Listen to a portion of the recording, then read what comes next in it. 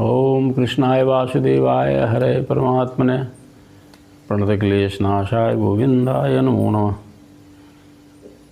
श्रीमद्भगवद गीता के अध्याय 9 श्लोक संख्या 11 और 12।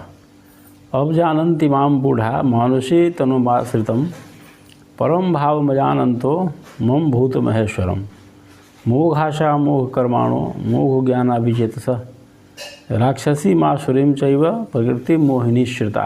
इसमें भगवान कहते हैं कि जो व्यक्ति मेरे परम भाव को नहीं जानते हैं वे मूढ़ कहे जाते हैं। ईश्वर को सामान्य मनुष्य मानना बहुत बड़ी मूर्खता है और इस तरह के लोग व्यर्थ आशा, व्यर्थ कर्म और व्यर्थ ज्ञान वाले विक्षिप्त चित्त अज्ञानी जन राक्षसी, आसुरी और मोहिनी प्रकृति को धारण किए होते हैं। तो यहाँ कहा जा रहा है कि इस तरह के लोग जो भगवान को सामान्य प्राणी मानते हैं वे व्यर्थ कर्म और व्यर्थ ज्ञान वाले हैं, अज्ञानी हैं, राक्षसी, आसुरी और मोहिनी प्रकृति के हैं।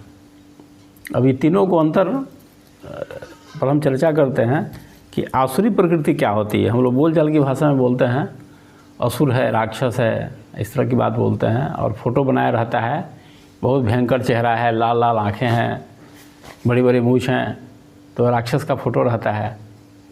तो ये अलंकारिक स्वरूप होता है राक्षस का।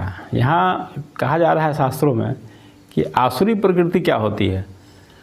असुर वे सब होते हैं, वो हमारे आप जैसे लोग भी हो सकते हैं, जो हमेशा 24 घंटा अपने ही बारे में सोचते हैं, उसको असुर कहा जाता है। भले हम लोग समझें कि हम पढ़े लिखे हैं, लेकिन इसके बावजूद जो व्यक्ति केवल अपने ही बारे में हमेशा सोचता रहता है कि हमारा ही फायदा हो, वे सब असुर की श्रेणी में आते हैं। भले हम अपने आप को जो समझें, लेकिन शास्त्र हमें असुर ही समझेगा। राक्षसी प्रकृति का मतलब होता है कि जो दूसरे का अहित करे।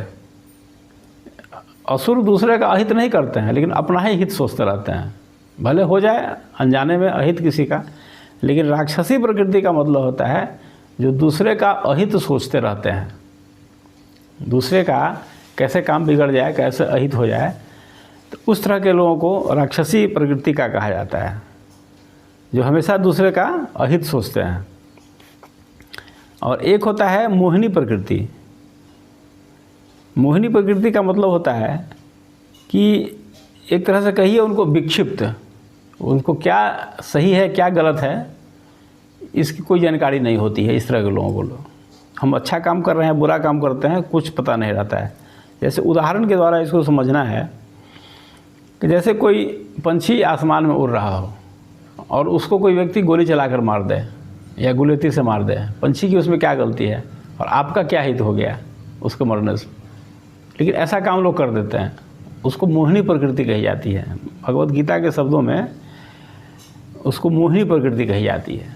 कोई कुत्ता सड़क पर जा रहा हो और उसको 2 डंडा हम मार दें, तो आपको क्या फ़ायदा हुआ मारने वाले को? कोई फ़ायदा नहीं है, फिर भी उसको मार देता है 1 डंडा, समझता है कि हमको फ़ायदा हो गया, लेकिन उसको कोई फ़ायदा नहीं है। इस तरह के प्रकृति वाले को मोहिनी प्रकृति कहते हैं। तो यही तीनों में फ़र्क होता है, यह जानना चाहिए। ये मनुष्य भी मनुष्य इस श्रेणी में रहते हैं, आसुरी प्रकृति, राक्षसी प्रकृति और मोहिनी प्रकृति। ये तीनों स्वरूप बताया गया है भगवद गीता में। इस पर हम लोग ध्यान देंगे।